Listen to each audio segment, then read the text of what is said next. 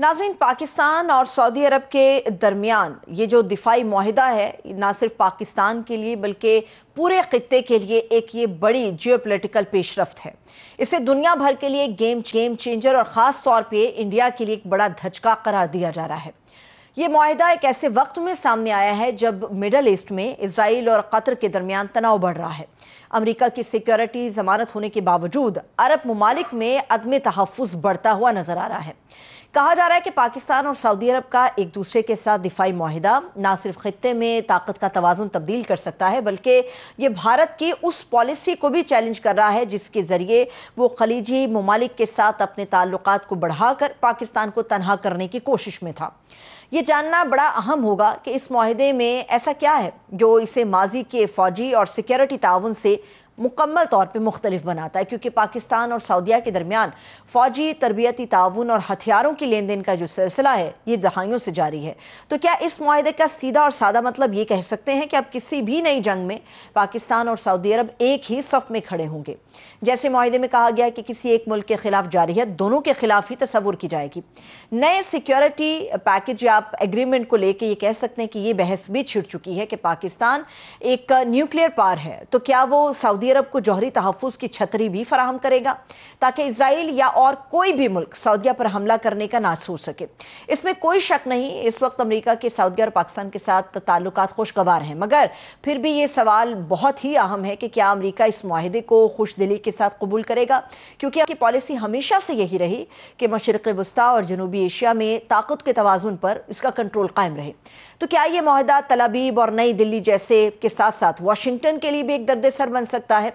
हालिया जियोपॉलिटिकल और डिप्लोमेटिक कामयाबी आगे जाकर पाकिस्तान के लिए कौन कौन से नए चैलेंजेस को जन्म दे सकती है, इसी पर बात करेंगे। मैं तारुफ करा देती हूँ, माहिर हैं बैनुल अक़वामी अमूर की डॉक्टर हुमा बक़ाई साहिबा, वो हमारे साथ मौजूद हैं। बहुत शुक्रिया डॉक्टर साहिबा, थैंक यू सो मच आपके वक्त के लिए। डॉक्टर साहब, पाकिस्तान के साथ ये जो एक स्ट्रेटेजिक एक हमारा एग्रीमेंट हुआ है सऊदीया के साथ, कितनी बड़ी कामयाबी आइंदा मुस्तकबिल के तौर पे आप ये देखती हैं पाकिस्तान के लिए खास तौर पर? देखिए, ये बात तो आपको पता है कि जो पाकिस्तान की अस्करी कैपेबिलिटी है उसके हवाले से पहले भी ये अंडरस्टैंडिंग थी ग्लोबल लेवल पे कि वो बहुत फाल और बहुत समझिए नेक्स्ट लेवल की है। लेकिन ये जाहिर है कि जो मई में हमने 100 घंटे की जंग लड़ी, उसके बाद जो हमारी मिलिट्री कैपेबिलिटी है उसका लोहा और भी माना गया। सऊदी अरब के साथ तो हमारी डिफेंस अलायंस रही है और दहाइयों से रही है, लेकिन आपने वजह फरमाया कि ये बहुत बड़ी अपग्रेडेशन है क्योंकि ये इंस्टीट्यूशनलाइज हो गई है और जो सिक्योरिटी मैट्रिक्स है अरब वर्ल्ड का, उसका अब पाकिस्तान एक करीबी हिस्सा है। और ये बात अब सुनने में आ रही है कि मजीद मुल्क गल्फ स्टेट भी इसका हिस्सा बनेंगी, टू अ पॉइंट कि इसे अब इस्लामिक नेटो का नाम दिया जा रहा है, बिल्कुल इंडिया की तरफ से। और आपने बिल्कुल वजह कहा कि इंडिया में इस मामले से खासी एंग्जाइटी है, क्योंकि एज इंडिया को लगता था कि पाकिस्तान और चाइना के ताल्लुकात और 1 मई की जंग की वजह से पाकिस्तान जो था वो बहुत मजबूत हो जाता था चाइनीज सपोर्ट की वजह से। वो कहता था मेरे मुल्क से नहीं, 2 मुल्कों से लड़ रहे हैं। तो अगर इंडिया अब कोई एडवेंचरिज्म करता है तो फिर तो समझिए कि वो 3 मुल्क है, क्योंकि ये म्यूचुअल है। तो सबसे अहम लफ्ज है इस स्ट्रैटेजिक एग्रीमेंट का, वो म्यूचुअल है, यानी पाकिस्तान की मदद को सऊदी अरब आएगा और सऊदी अरब की मदद को पाकिस्तान जाएगा। अच्छा, बहुत ज़्यादा रिफ्लेक्शन हो रही है न्यूक्लियर पाकिस्तान पर, और मेरा ख्याल है कि ये जान करके की जा रही है, क्योंकि वो पूरा फोकस इस डिफेंस कन्वर्जेंस का इस बात की तरफ रुजू करना चाह रहे हैं कि पाकिस्तान न्यूक्लियर स्टेट है, पाकिस्तान का न्यूक्लियर डॉक्ट्रिन सेल्फ एक्सप्लेनेटरी है और इंडिया स्पेसिफिक है और डिफेंसिव इन नेचर है। तो अनलेस कोई इसकी शरारत दूसरी साइड फरमाइए। जी डॉक्टर साहब, यकीनी तौर पे हम भी और जिस तरह से चीज़ें हमारे सामने आ रही हैं ये एक बहुत बड़ी कामयाबी, हम इसे तसव्वुर भी करते हैं और इसे एक महफूज मुस्तकबिल के तौर पे भी देखते हैं।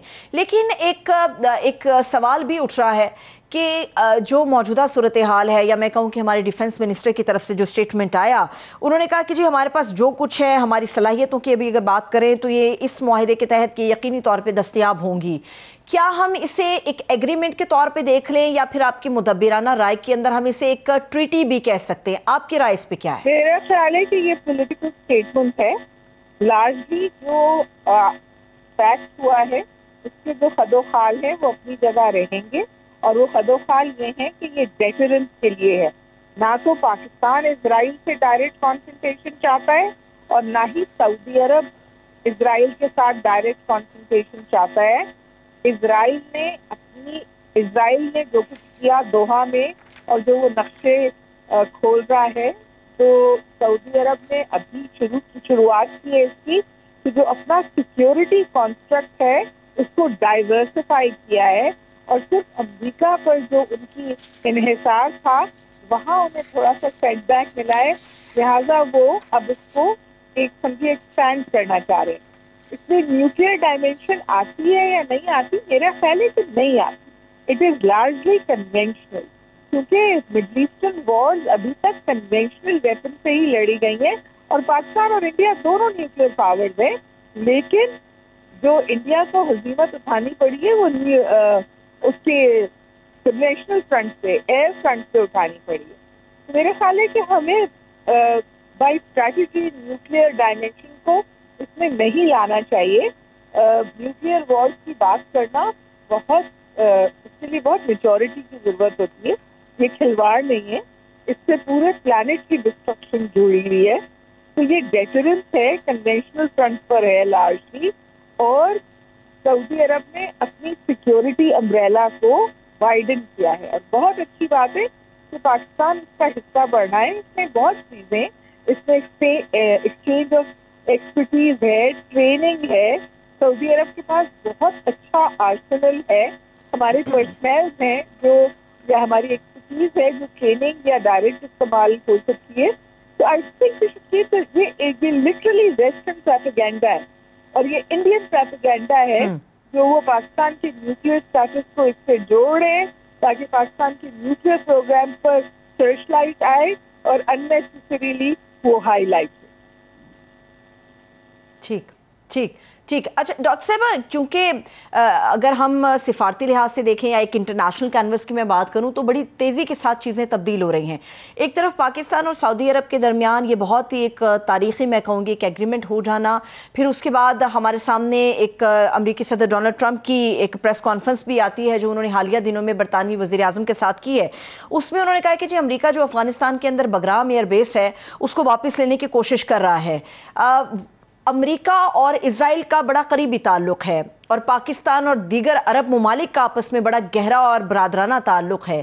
اگر واپس امریکہ بگرام ایئر بیس کی طرف جاتا ہے تو کیا پاکستان کے لیے یہ باعث تشویش ہے؟ ہمیں بھی اپنی سیکیورٹی کو الرٹ کرنا پڑے گا، یا آپ کے نزدیک ایک نارمل چیز ہوگی جو افغانستان اور امریکہ کے درمیان ہوگی، پاکستان کا اس میں کوئی عمل دخل نہ ہوگا، نہ ہی ان کے لیے ہو سکتا ہے؟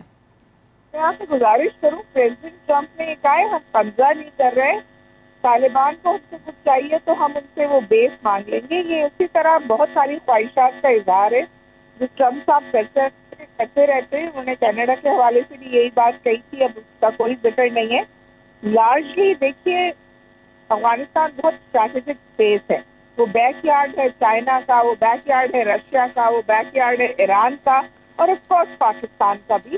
لیکن یہ ٹرمپ صاحب کی خواہش ہو سکتی ہے، لیکن اس کو سب سے پہلی بڑی بات یہ ہے کہ طالبان اس کو کس طور رسپانس کریں گے.